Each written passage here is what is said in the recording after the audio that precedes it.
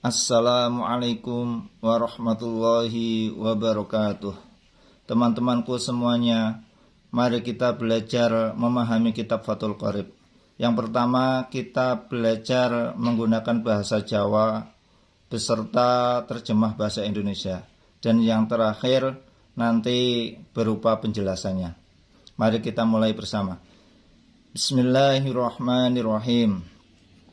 Qala al-musannifu rahimahullah wa nafa'ana bihi wa bi'ulumihi fid dharain. Amin. Kitabu ahkamit taharati.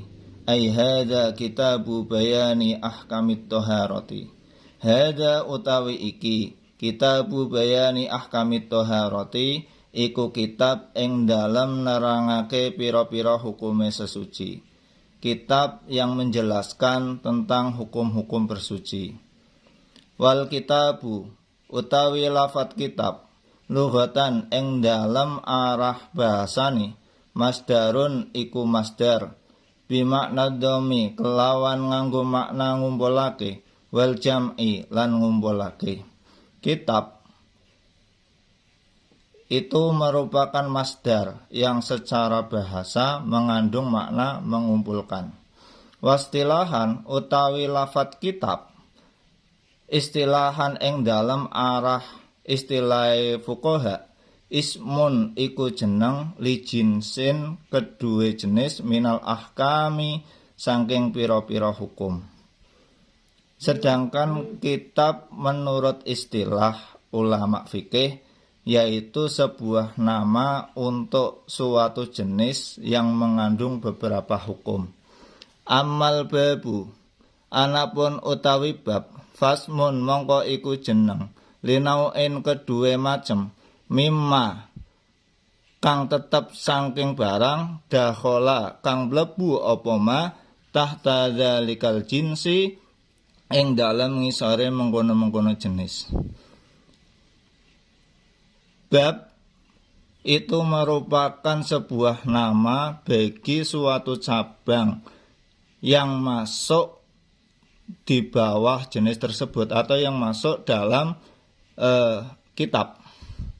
Wat taharatu utawi lafat taharah bi fathhi ta'i kelawan maca fathah ta'i lughatan ing dalam arah bahasane an-nadzafatu iku bebersih. Taharah dengan membaca fathah huruf ta'nya secara bahasa mengandung makna kebersihan. Wa amma syar'an anapun utawi at-taharah syar'an ing dalam arah syariate fa fiha mongko iku tetep ing dalam at-taharah tafasiru iku pira-pira pepretelan kasiratun kang akeh. Adapun taharah menurut syariat itu mempunyai banyak penafsiran. Minha iku tetep saking sebagian saking tafasir qauluhum utawi dawuhe sebagiane ulama. Nyatane dawuh fi'lu ma tustabahu bihi sholatu. Ma fi'lu ma iku nglakoni perkara tustabahu kang amreh den wenangake bihi kelawan ma as-sholatu apa salat. Ai min wudu'in wa ghuslin wa tayammumin wa izalati najasatin. Tegese bayane wudu, adus, tayamum dan ngilangake najis. Sebagian tafsir dari maknanya taharah menurut sebagian ulama itu bermakna melakukan sesuatu yang mana dengan sesuatu tersebut diperbolehkan untuk melaksanakan sholat. Sesuatu tersebut itu apa? Yaitu melakukan wudu. Apabila misalnya mempunyai hadas kecil, wudu dan juga mandi, tayamum dan menghilangkan najis. Amat tuharatu anapun utawi lafat tuharah bidhammi kelawan maca dhammah ta'i fasmun mongko iku jeneng li baqiyatil ma'i kedue sekerine banyu sesuci. Tuharoh dengan membaca huruf toknya dengan dibaca dhammah, maka itu mengandung makna sebuah nama untuk sisa air sesuci. Walamma kana lan ing dalam semangsane ana alma'u apa banyu alatan iku alat litoharoti kedue sesuci istatroda mongko amrih nyusuli gunem al musannifu sapa kiai musannif ai Syekh Abu Suja li anwa ilmiyahi maring pira-pira wernane banyu.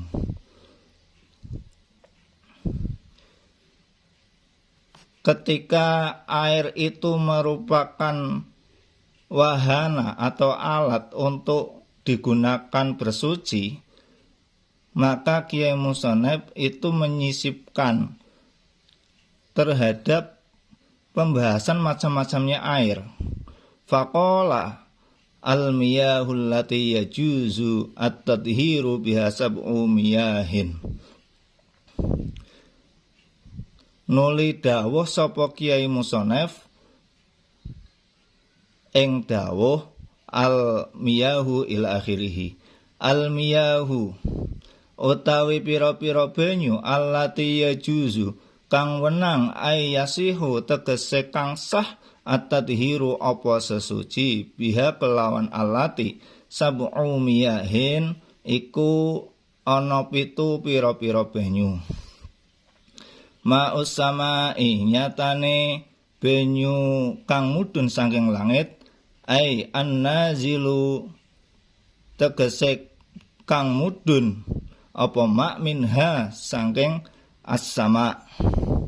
Wa huwa utawi ma'us sama al-mataru iku banyu udan.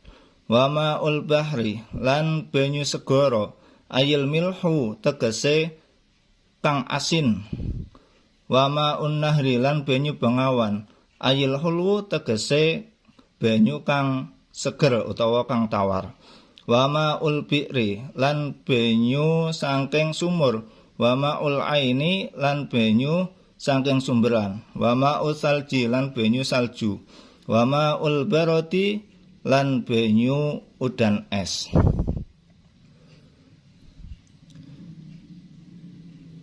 Macam-macam air yang sah digunakan untuk bersuci itu ada 7 macam air, yaitu berupa air hujan dan air laut, air sungai, air sumur, mata air, air salju, dan air hujan es. Wa yajma'u lan ngumpulake hadhihi sab'ata ing iki 7 pauluka apa dawuhe sira. Nyatane dawuh manazala minas sama'i au nab'a minal ardi ala ayyi sifatin kana min aslil khilqati. Ma iku banyu nazala kang mudhun apa ma minas samai saking langit au nabaa utawa nyumber apa ma minal ardi saking bumi ala ayyi sifatin ing atase endi-endi sifat kana kang ana kang tinemu apa ayyu sifat min aslil khilqati saking asal kededean. Mungkin cukup sampai sini dulu sebelum kita lanjut ke belakang biar waktunya nggak terlalu panjang. Saya akan coba jelaskan dari yang pertama tadi kita baca. Kitabu Ahkamit Toharoti, kitab yang menjelaskan tentang hukum-hukum toharoh. Wal kitabu lughatan masdarun bimakna dhammi wal jam'i. Lafaz kitab itu merupakan bentuk masdar, yaitu dari lafaz kata bayak tubuh katban wa kitaban, yaitu ada masdar yang berupa kitaban. yang secara bahasa itu mengandung makna mengumpulkan. Wastilahan ismun li jinsin minal ahkami. Sedangkan menurut istilah itu merupakan sebuah nama untuk suatu jenis yang mencakup beberapa hukum. Di dalamnya itu mencakup beberapa hukum. Amal babu fasmun li naw'in mimma dakhala tahta dzalikal jinsi. Sedangkan yang dinamakan bab itu merupakan sebuah nama untuk cabang, yang mana cabang tersebut itu masuk di dalam jenis tersebut atau di dalam kitab. Ya, jadi bab itu masuk di dalam kitab. Wa taharatu bi fathi ta'i lughatan an-nadzafatu. Lafaz taharah dengan membaca huruf ta-nya, membaca fathah dengan membaca fathah huruf ta-nya, maka itu bermakna kebersihan. Wa amma syar'an fa fiha tafasiru katsiratun minha qauluhum fi'lu ma tustabahu bihi sholatu ay min wudu'in wa ghuslin wa tayammumin wa izalati najasatin. Taharah menurut syariat itu memiliki banyak penafsiran. Yang sebagian tafsirannya menurut sebagian ulama yaitu melakukan sesuatu yang mana dengan sesuatu tersebut diperbolehkan untuk melaksanakan sholat, yaitu melaksanakan wudhu. Misalnya kita punya hadas kecil, kita harus melaksanakan wudhu dulu. Atau kalau ada air ya kita bisa menggunakan tayamum. Ataupun kita punya hadas besar ya kita harus mandi besar. Dan juga apabila di tempat kita, badan kita yang untuk melaksanakan sholat ya pakaian kita ya itu ada najisnya ya maka kita harus menghilangkan najis. Amma tuharatu bidhammi fasmun li baqiyatil ma'i. Lafaz tuharah, nah ini tuharah, ini berbeda huruf toknya aja, dibaca dhammah, tadi dibaca fathah. Artinya seperti tadi. Sedangkan kalau dibaca dhammah artinya berbeda, yaitu sebuah nama untuk sisa atau bekas air sesuci ya. Walamma kanal ma'u alatan litoharoti istatroda al-musannifu li anwa'il miyahi faqala al-miyahul lati yajuzu at-tadhiru biha sab'u miyahin ila akhirih. Ketika memandang yang namanya air itu merupakan wahana atau sarana yang digunakan untuk bersuci, maka Kiai Musoneb Syekh Abu Suja itu menyisipkan atau memberikan pembahasan tentang macam-macamnya air. Ya. Jadi di sini ada istatroda. Ini istatroda ini mengandung arti bahwasanya menyisipkan suatu pembahasan yang bukan pada pokok permasalahannya atau bukan pada tempatnya. Di sini kan yang dibahas tentang toharoh. Toharoh yang tadi bermakna melaksanakan sesuatu supaya dengan sesuatu tersebut bisa melaksanakan sholat, yaitu berupa wudhu, mandi dan lain sebagainya. Di sini kok kenapa membahas air? Dikarenakan di sini ada kesinambungan antara air dan toharoh, yaitu air di sini air merupakan alat yang digunakan, salah satu alat yang bisa digunakan untuk bersuci. Di sini ada hubungan, ada kesinambungan. Makanya Kiai Musonef di sini menyisipkan suatu pembahasan yaitu tentang macam-macamnya air.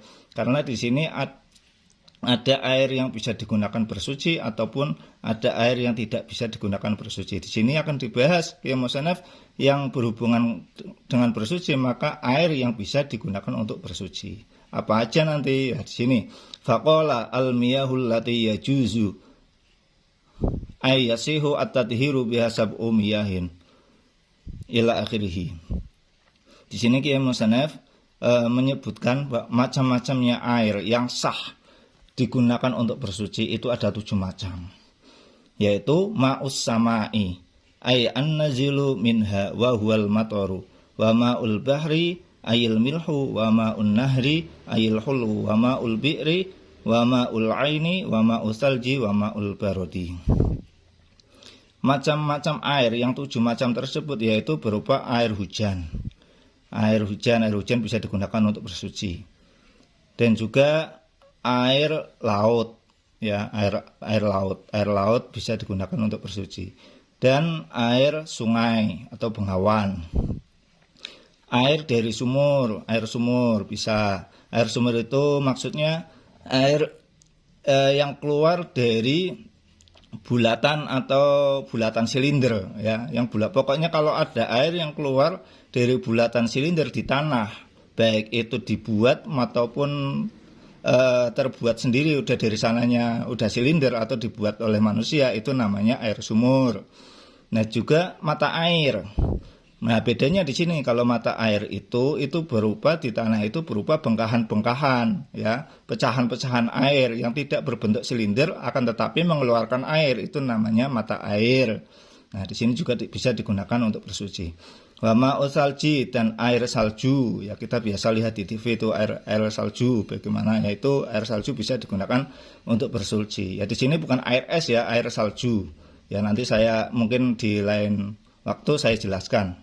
Wa ma'ul baroti, dan juga air barot atau air hujan es. Ini air barot, air hujan es, bukan air embun. Beda air es juga dengan air embun. Nah, di sini biasa diterjemah dengan air embun. Itu menurut saya itu suatu kesalahan yang harus diperbaiki. Nah, untuk masalah air embun dengan air barot, perbedaannya nanti bagaimana, dan juga apakah air embun itu bisa digunakan untuk bersuci atau tidak, nanti kita bahas bersama-sama di lain waktu. Nanti saya jelaskan kok di sini kok kenapa air barot kok tidak dimaknai air embun. Padahal yang lain diterjemah-terjemah baik bahasa Jawa maupun bahasa Indonesia rata-rata menggunakan makna air embun.